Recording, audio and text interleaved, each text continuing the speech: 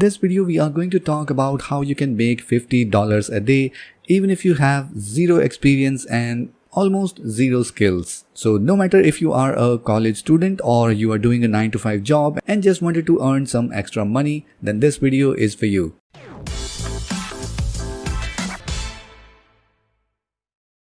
Now there are a number of ways you can find online how to earn $50 a day, but this one is so simple and easy that anyone can do it, and that is creating video transcriptions and captions. Now you already know that videos are becoming the most important part of marketing. So no matter if you are doing paid marketing or just doing content marketing or maybe just running your YouTube channel for building an online passive income, then companies and YouTube creators are looking for people who can add captions to their videos or even transcribe the videos in different languages. So what all you have to do is just watch the video or at least listen the video and then create the captions and transcriptions for that video. And of course, you don't need any experience or skills for that. All you need to know is the basic understanding of English and simple English writing skills. And with that, you can find various jobs online, maybe on platforms like Fiverr or maybe Upwork.